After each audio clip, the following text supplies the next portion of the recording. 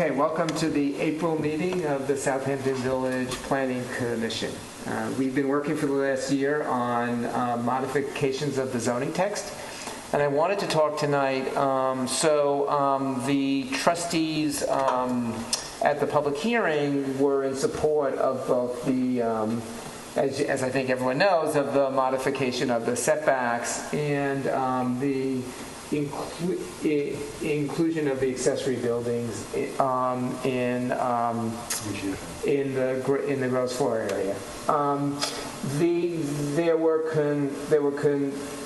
concerns raised about the proposal we had made on lot coverage, and they wanted us to study it further. The proposal we had made on lot coverage was to modify the regular relations to basically require a certain amount of the site to be vegetated, around 65% of the site. And as we discussed at the last meeting, there were some issues raised about how driveways would be treated within that amount. And there's also issues raised by the building department, who was concerned that on some sites, the 65% would actually give people ability to build more than they currently can build. So they were concerned about whether or not it would work well on all sites. That certainly on some small parcels it would help, but on some larger parcels it might actually work in reverse. So the trustees asked us to look further at it. And Glynis Berry, who was at the hearing, has done some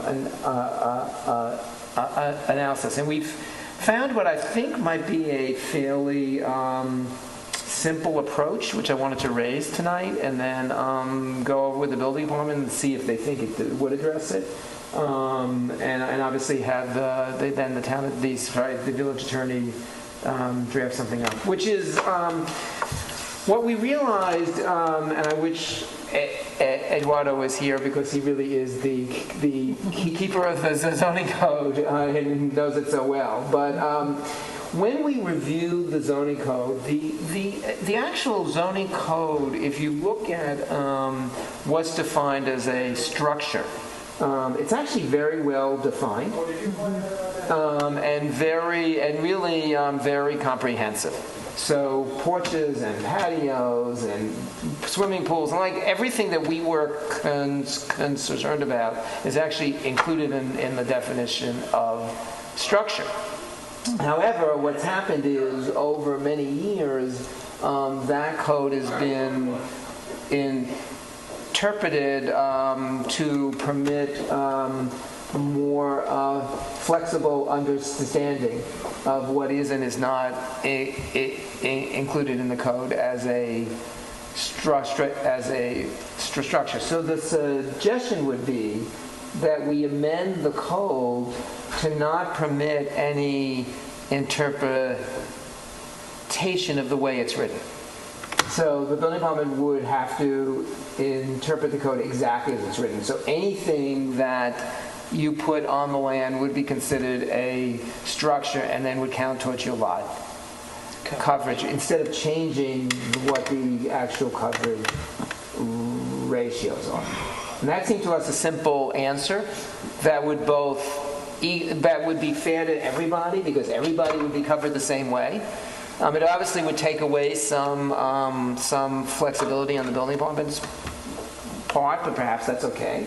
We might need to add some. Right, we would have to add some language that would basically say that you're not allowed to, that you have to strictly apply it, that it's not allowed to be varied. Add some more definitions. Correct. With the new structures. Right. So that seemed maybe to be with intent for the vegetation. Right. Would be a simpler way of handling this issue that would sort of leave the ratios in place, but apply them more strictly. That will, by definition, reduce lot coverage because there are things now, such as raised porches that are actually not in the way the building department's interpreting are not currently counted. So it will, in fact, reduce the coverage. It would reduce it fairly.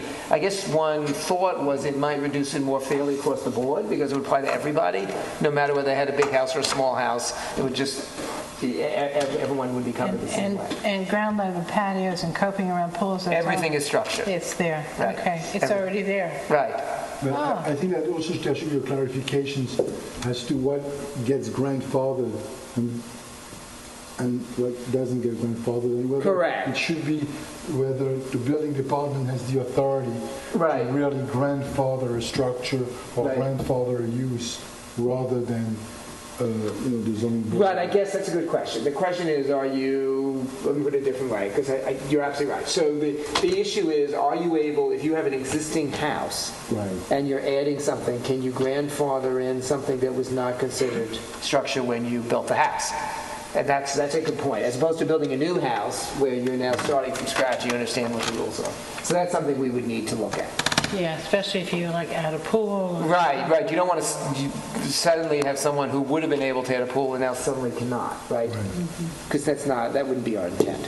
So maybe, we'll have to look at it, maybe that this would just apply to, what we call a major renovation or new structure. Or that if somebody is asking for something to be grandfathered, that this should be reviewed by either the Architectural Review Board Right. or the ZBA, but not just by the building department. Right.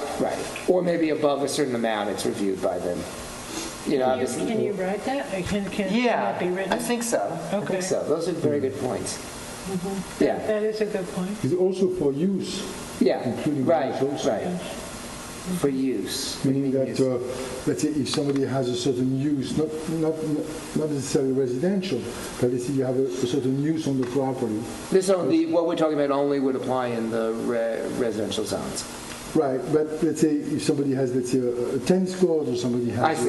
Right. some use, Right. and so many parking spaces, are you grandfathered for so many parking spaces? Right. Are you grandfathered for, Yeah, so it would be a reassessment.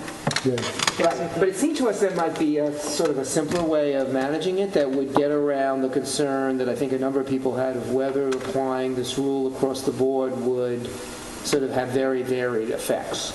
Well, I'm really surprised that the powers that be that should be in the know about the code did not know that it's basically there. Well, it's funny. It did come up once or twice in the workshops. Someone said, I won't give credit because I'm not sure who it was, I'm afraid, but I do remember someone saying, if you actually read the code, it's fairly strict. Now, in fairness, this does happen with zoning where you have this process that happens over a long period of time where people interpret what it says, and then you end up with something that's fairly far from what it actually says if you read it, which is why sometimes when you just like the classic story, when you hire an out-of-town architect to do your plans, and then your plans are suddenly run into all sorts of trouble because that poor architect's reading the code and saying, okay, that's what it says I can do, but when they send it into the building department, the building department's like, no, that's not the way it works. Right? So this is not necessarily unique as an issue, but it did come up actually in the workshops, and so it's sort of been interesting, and I think we've heard echoes of this a few times. And I think that the village attorney raised it once. So the lot coverage as it stands in the code with all of the applications to structure as it is written. Right. Glynis thought that would actually solve our problem because it would result in a reduction of the lot coverage that would be similar to what we would have achieved with the 65%. Okay. That was her analysis. So that if you actually... if you literally said, okay, we're going to follow what the code says and not allow it to be interpreted, you would end up... approaching 65% yes. then? Yeah. Okay. Yeah. Okay. So we thought maybe that would be... Well, that's good. I mean, maybe sounds... people would feel that was fairer and would have less... I think one of the biggest concerns that I kept hearing was sort of the rule of unintended consequences. So, for example, one concern they raised is if you had a very large parcel in one of the smaller zones, you would end up with actually a very larger amount of coverage. permitted coverage than they now have. Yeah. because of the size of the site. Right. So Well, that's the thought. it makes perfect sense to me, Yeah. yeah. On the enhanced treatment system, Yeah, so I wanted to talk about that and see if there was any follow-up or whether what we should be doing on that. right, so I think that, there's a lot of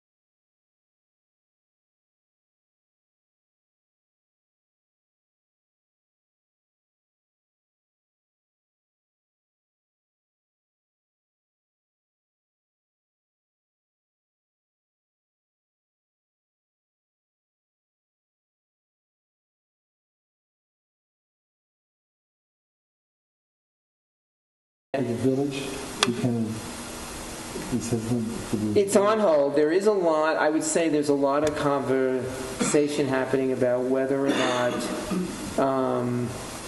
smaller systems rather than a centralized plant is a better idea.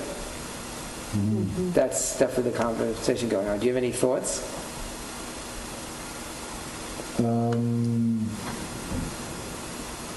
I happen to like the smaller systems. I Yeah. think that if we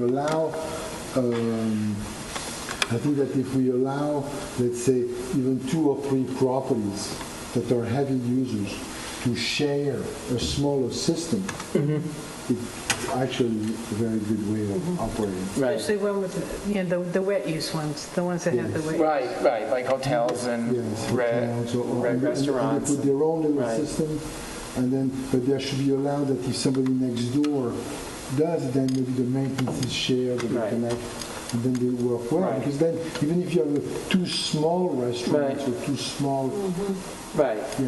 And then the question, I guess, is also going to be if smaller systems becomes a real alternative, will that allow us to get the health department to relax what's now a hold on new residential units in the village center? But the problem that we have in the village center, though, is really the location of the water table. Right. But we do not have the 3 feet required on any system between the tank and the water table. Right. Now, what does that do? Okay, sponsors, I mean, that certainly sounds reasonable and much easier for a lot of people to swallow, certainly. Just wondering, the difference between an owner of a property versus a lessor, a lessee that's actually using the wet use. In other words, there are some restaurants that are not, the property is not owned, Right.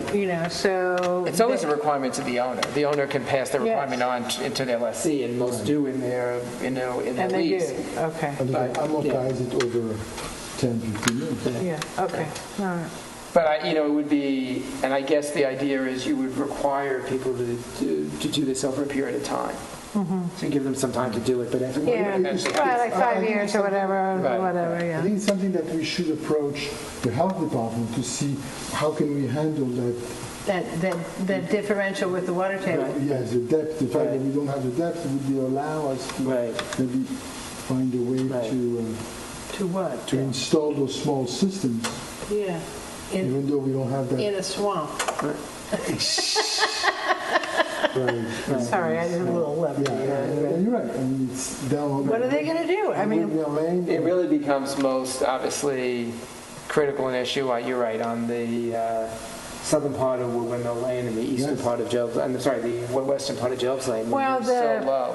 the group that studied this, Right. did they study that approach versus the central Well, system? no, they didn't need to. Well, they didn't. And obviously, what happens in a central system is you don't have this issue because you're Right. basically piping up to a It's all plant. sealed. Right. Well, yeah, no, I understand that. Right, So right. I guess what I'm thinking here is maybe they looked at it and said because of that issue, that they couldn't go that way. Is that I don't think so. logical to think? I don't think. No? I think the central systems have been the traditional way of handling this, Traditional, so they would and we just- know the health department does accept them. Yeah. Which is nice. Oh, so the health department really hasn't studied this issue either then? There's been there's a lot of how should I put it, ferment on this issue, with a lot of back and forth about whether or not. Not a thought. Right. I mean, the central plans work. They definitely work, and they're very effective. I think the question is, as it's a very high both capital and operating cost. Right. So. They create a level field because then Right. everybody has the right to connect. Everybody Right, has right. the same. Whereas if you start to put those small systems, the very, very small property. Right, you have. right. And it's a lot more oversight for the health department because if there's a central plan for the village of Southampton, they can go and That's inspect easy. the plan. The plan's working, it's not working. If there's individual small systems, who's going to make sure that the property owner has actually been keeping it running and Right. maintaining it and everything else? So there are issues.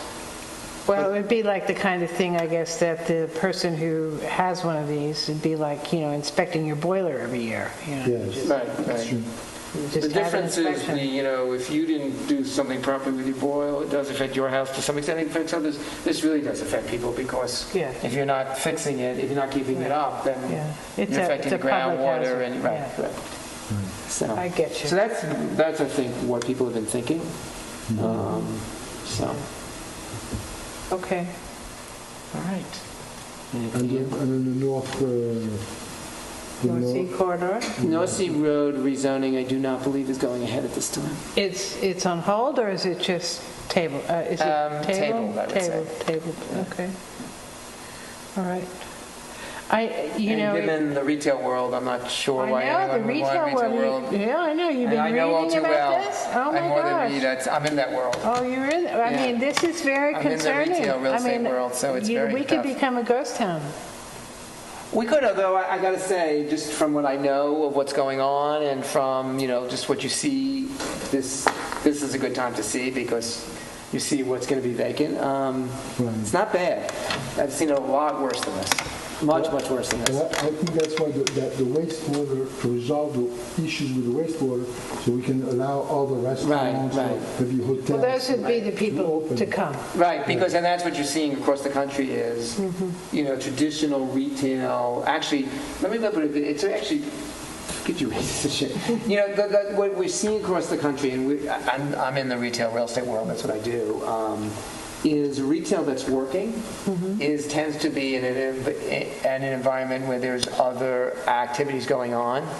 So that it's getting more and more rare that people go just to shop. Right. So they go to shop and to eat and maybe to see a film or whatever. Right, and art so, gallery or whatever. Right. And so, we know historically, for example, one of the reasons retail's done so well in Sag Harbor is there's a lot more going on than just stores. Right. And so people go and they walk and they go to a restaurant, they go to movies, they go to the theater, and they go shopping. They did go to movies. Right. And one of the problems we have here is our movie theater is not on Main Street, and we have very limited number of places to eat, and there's no way to expand it.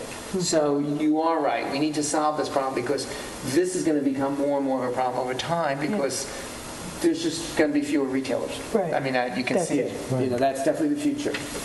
I know. And national retailers that had an attitude of, I can afford to open a store and I don't need to make money, that world is clearly going away very fast. Yeah, right. Yeah.